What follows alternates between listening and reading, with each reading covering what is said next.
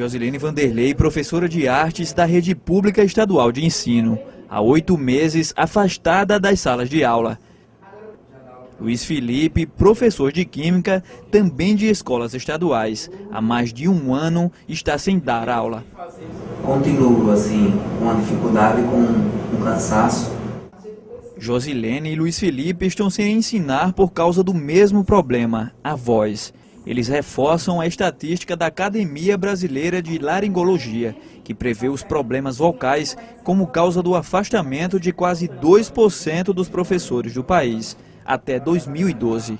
Em Alagoas, estes distúrbios já trazem prejuízos. O relatório do Ministério Público Estadual revela que os distúrbios na voz são a 3ª maior causa de afastamento de professores das salas de aula. Só perde para os problemas mentais e as doenças motoras. Em razão também de uma falta de estrutura melhor dentro das salas de aula. As salas que ainda têm quadros de giz geram alergia nas pessoas que já têm essa predisposição, mas também a falta de equipamentos que favoreçam ao professor que poupe a voz também facilita o surgimento dessas doenças, por exemplo, alto-falantes, microfones.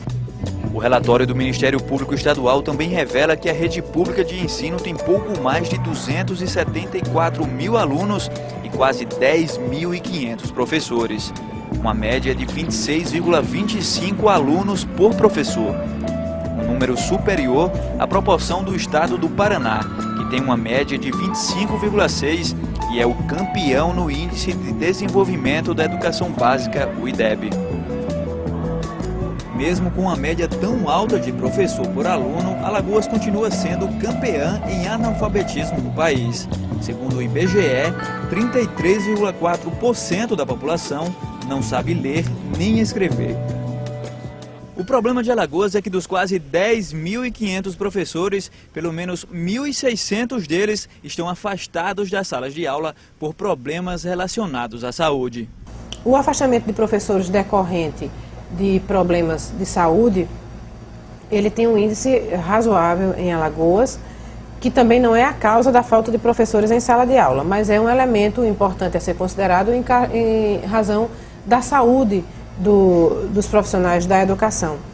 De acordo com a Academia Brasileira de Laringologia, os distúrbios da voz mais comuns são provocados por falta de aquecimento vocal, estresse, alunos desobedientes, classes muito cheias e sem tratamento acústico e excesso de carga horária. Luiz Felipe, por exemplo, é professor há 10 anos, mas só há 3 passou a ensinar na rede pública estadual. E foi a partir daí que os problemas com a voz começaram a aparecer.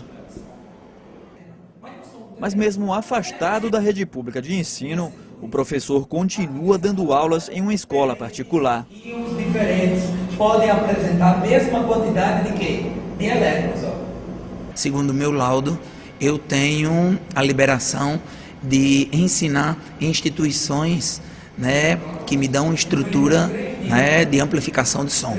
E as escolas, então, públicas, se lhe dessem essas condições, você estaria dando aula? Estaria dando aula, né, e é isso que eu faço esse apelo, né, à Secretaria da Educação, que invista mais nesse lado do professor. Luiz Felipe dava aulas em 2 escolas da rede pública. Nesta aqui, no bairro de Santo Eduardo, ele está de licença parcial e exerce uma função de assistente no laboratório de informática.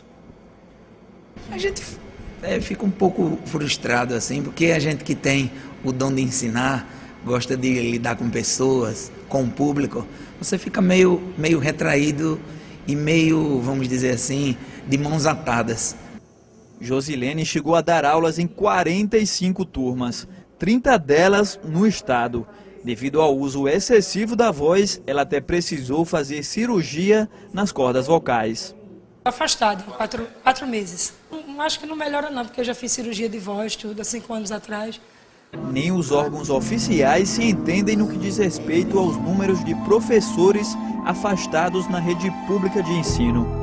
Para a instituição responsável em conceder as licenças para os servidores, há bem menos professores longe das salas de aulas do que os divulgados.